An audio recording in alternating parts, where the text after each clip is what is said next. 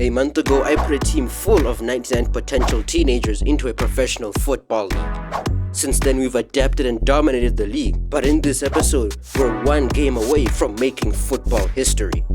Can this teenage team handle historic pressure, or will they crack under it?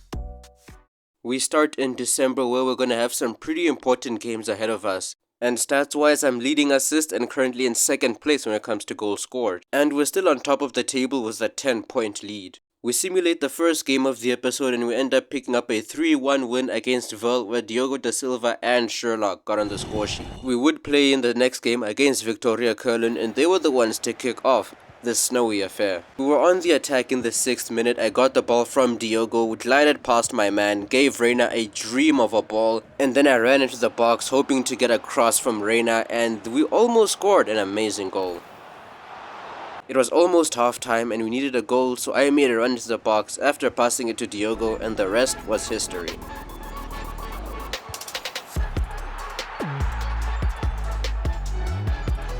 Victoria Köln would eventually knock on our door, and a dream of a ball towards the winger put them in a promising position, and unfortunately, Voller cannot get us out of this one. Time is running out and it's currently 1-1. The atmosphere is tense for both the players and the fans alike. Someone needs to score a goal, someone needs to be a hero, and hey, why not me?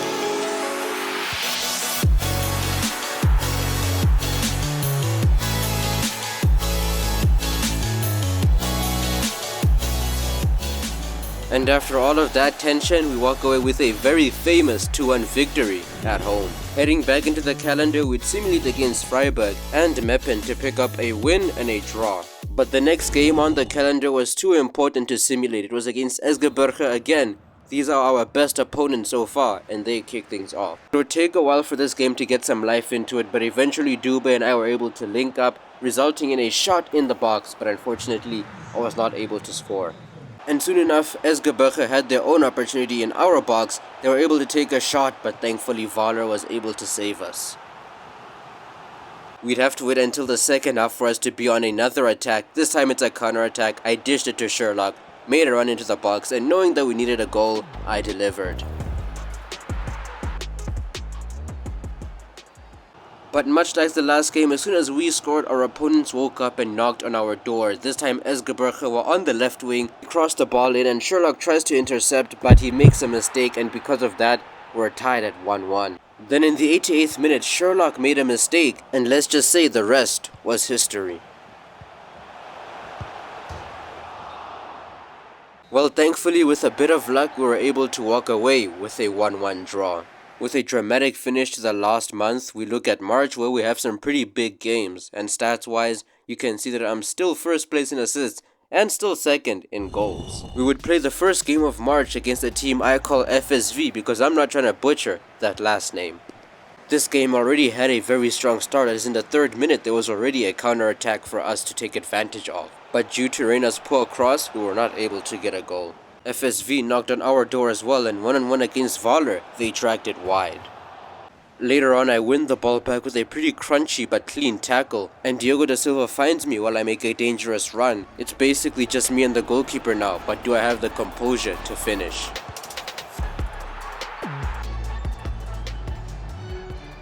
However, in football, there's no room for complacency, as soon enough, FSV had their chance to equalize, but thankfully, Marcus Voller's an absolute wall. Kai Sherlock was bombing down the right wing. He crosses the ball into me. I try the Ronaldo jump, can't hit the ball though, but thankfully, I know how to pass.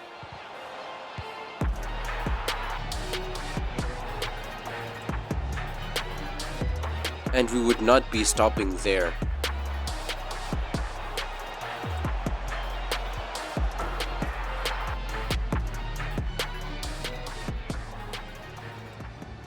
FSV try to give themselves a lifeline in the 78th minute, but Voller is pretty hungry for those clean sheets. Then I got on the ball in the 90th minute, and let's just say what happens next is unbelievable. Or it would have been if Diogo wasn't there, but hey, picking up a 3-0 victory that keeps you in first place is nothing to complain about. Up next is first versus second, and this time we get the honors of kicking the ball off. We'd go on the attack in the 4th minute, but I have a question for you guys. Is this goal worth leaving a like for?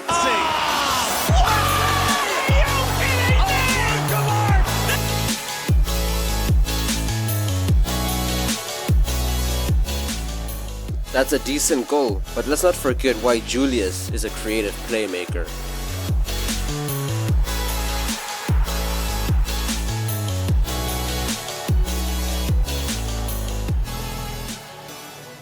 And 20 minutes in, we're now 2-0 up, and now Diogo da Silva is sent through by me once again. The goalkeeper is able to save Diogo's shot this time, and even on a second time of asking when I add some sauce, Diogo is unable to finish. But hey, the golden rule of a creative playmaker: if one player doesn't score, give it to another one.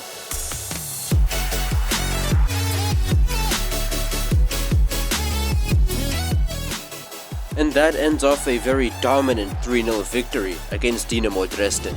I did pick up an injury in that game, but thankfully a bruised shoulder only takes 5 days to heal. But I did end up simulating the Dortmund 2 game where we pick up a 2-1 victory and a 2-0 victory against VfL. We look ahead at April, the penultimate month of the season, then we'd simulate a couple more games. First against Bayreuth, where we pick up a 4-2 victory, and if you've been reading the news, then you'll know that I'm the assist leader with 16 assists in 32 games. So we begin April in first place, and it's not even close, needing one more win to confirm the Liga 3 title. Halescher is the only thing between us and the title, and we kick things off. We would start quickly as Sherlock wins the ball back and gives it to me, and oh boy, what a shot.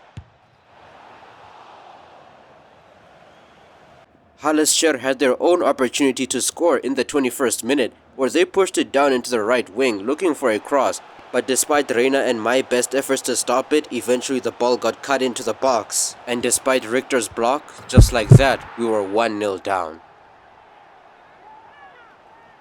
There's still plenty of time to come back into this game, but it is ticking down. So I try to take things into my own hands. I give Dube a dream ball, he gives it back to me, and I take the shot, but unfortunately that one gets saved.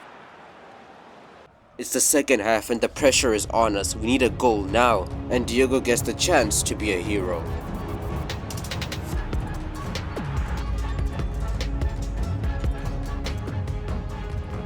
Diogo gets one-on-one with the goalkeeper, but his shot gets saved.